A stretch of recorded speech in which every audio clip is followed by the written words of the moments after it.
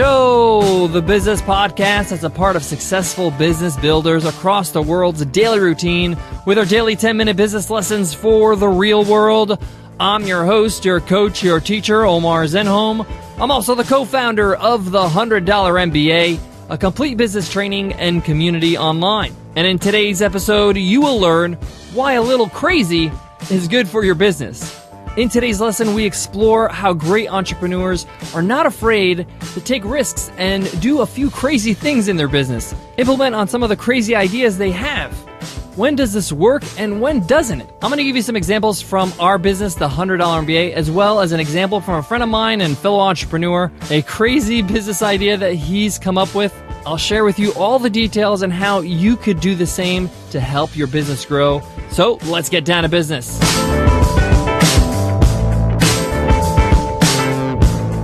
Today's episode of the $100 MBA Show is sponsored by FreshBooks, the easy-to-use invoicing solution designed for small business owners. FreshBooks makes it ridiculously easy to create and send invoices, organize your expenses, and track your time. Try FreshBooks for free for 30 days. Just go to freshbooks.com/MBA. That's FreshBooks for free for 30 days at freshbooks.com/MBA. In 1959, Walt Disney began looking for a second park to supplement Disneyland. He didn't like all the competition that was popping up around his Disneyland park. So he secretly flew over to Orlando at the time to see if he can open up a second park. No one knew about this. It was like kind of a secret mission. And he negotiated deal after deal to buy up as much land as possible as he could in the Orlando area. And every time he would close a deal, the landowner would say, "You're crazy. Why would you want to buy this land? It's mostly swamp. You can't grow anything on it. And who's going to come to some swampy place for a vacation?" Even Walt Disney's own personal advisors were telling him, "This is a crazy idea. Do not go ahead and buy any more land in Orlando. I don't know what you're thinking about doing, but this land is worthless." But Walt kept on going. In fact, he bought over 43 square miles of land. That's twice the size of Manhattan. And he bought all that land for a measly $5 million. Now, that was extremely cheap, even for 1959. That's only $182 per acre, all because everybody thought he was absolutely nuts for buying this land. But Walt had a different idea. He said, "I will get people to come here because I will build the attraction. They're not going to come for the swamps because there won't be any swamps. It's going to look completely different when I'm done with it." Unfortunately, Walt Disney passed before he got to see Disney World come to life. But Walt Disney World today is the #1 tourist destination in America and is the largest single-site employer in America as well. 60,000 people work at Walt Disney World. The point here is that Walt had a plan. He knew that if he can get enough land, he can create this whole new world, an experience for his visitors. Everybody thought he was crazy, thought he was nuts, but he was willing to take the risk because he knew the reward would be exponential. He was willing to do something different. He believed if he built the ultimate theme park, people would come to him instead of going where people are. So today's lesson is all about how a little crazy in your business can really help you out. Now, obviously, we're not talking about being irrational. We're talking about taking a risk and doing something that everybody's afraid of doing.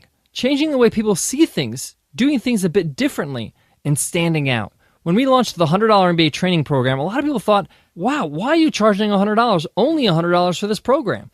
You could charge $2,000 if you wanted to. You could charge $100 a month." But we wanted to make a statement that everybody knew, and the statement was, you can learn business, you can build a business, and you don't need to pay $100,000 in business school. It's accessible to pretty much everybody. That crazy idea of doing things differently.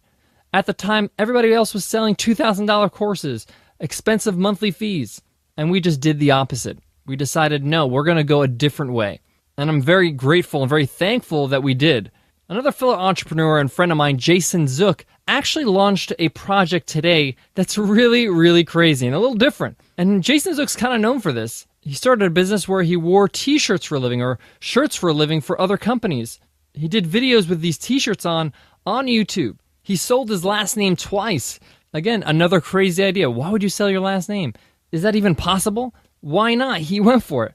And he just recently launched a new project called Buy My Future. And it's exactly what it sounds like. He's selling you every single thing he creates in the future. you also get all the stuff he created in the past. But the point here is that he created a new concept, a new idea, a new way to sell what you can offer. Instead of creating the product and then selling it, he's saying, whatever I create in the future, you've seen what I've created in the past, all of my other programs and software, you're going to get those automatically, and you're also going to get everything I create in the future.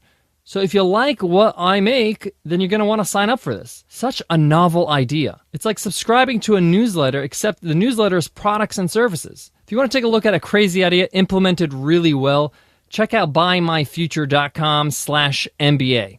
Now, in order for a crazy idea to work, it has to have some value to a group of people. Now, notice I say group of people. It doesn't have to be of value to everybody, but it has to be of value to certain people. A good example of this is Doggles. Doggles is exactly what it sounds like. Goggles for dogs. And it's a successful business. Now, you might think it's crazy, but if you have a pool and you have a dog, you might think, hey, I want to get some goggles for my dog. Maybe he wants to jump inside the water, put his head down in the water and, play around with me. You might be the perfect customer for Doggles. The point here is that it could sound crazy to one person, but sound genius to another. As long as you add value to somebody's life, as long as your product actually delivers on what you're promising to that specific audience, you're good to go, no matter how crazy it sounds to other people. Guys, I got more on today's topic, but before that, I got to give love to today's sponsor, Edible Arrangements. As a listener to the $100 MBA show, you're results-driven, you're ambitious. You've established yourself professionally, and now you're looking for more. Take the next steps in your entrepreneurial journey with Edible Arrangements. Yes, the brand that revolutionized gifting with handcrafted fruit arrangements and gourmet chocolate fruit now offers delicious everyday treats like smoothies, fruit salads, and parfaits. And as an Edible Arrangements franchisee, you get access to an established brand with 16 years of growth, over 80% brand recognition, and 1,200 locations worldwide. You'll also benefit from the know-how, support, and millions of visitors to the Edible Arrangements e-commerce platform. Discover why Entrepreneur Magazine named Edible Arrangements a top franchise among their best of the best of 2015. Start your journey to sweet success as an Edible Arrangements franchise owner. Call 1-888-727-4258 or go to edible.com. Again, that's 1-888-727-4258 or go to edible.com. Guys, one final insight in today's topic. Before you go full steam ahead with your crazy idea, make sure you validate your business. Make sure that you have something that people actually want. And you got to make sure that it's actually viable. They may want it, but do they want it enough in order for you to make a profit? People might like something, but they may not be willing to pay for it or even pay for the price that you need to charge. So make sure you completely validate your business model with this idea. And we can help you out with that. We have a free course over at 100mba.net/free-course. And it's all about how to validate your business ideas. It's called 5 Steps to Idea Validation in the Real World. It also comes with a workbook. It's a full 7-part video course. Completely for free. It's all yours. All right, guys, that wraps up today's lesson. I hope you enjoyed it. I hope you found it beneficial. We love giving you new, fresh episodes every single day. Let us know what your favorite episode is in an iTunes rating and review. We would love to hear from you. If you're on your iPhone, just click on the cover art. You'll see a link that says, give us a rating and review. Click on that link, and the rest is a piece of cake. If you're on your browser, just go to 100mba.net/show. All the instructions are right there.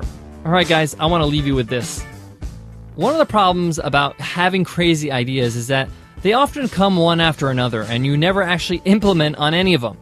So make sure that if you do have an idea that you feel like is of value, it's a little bit different, it's a little bit risky, but you're willing to put down the work to do it, then start planning, start putting the foundation down. Or you can brainstorm all the ideas you have and choose the one you think has the best potential for success. The point is that ideas are dime a dozen, guys. Implementation is what really makes it happen. How many times have you seen something on the store shelves that you thought of? Hey, I thought of that gizmo. The only difference between you and the person that created that gizmo is that person created that gizmo. They actually did the work and made it happen. So just keep that in mind when you're working on your ideas. All right, guys, I hope that helps, and I hope to see you in the next episode. I'll see you then. Take care.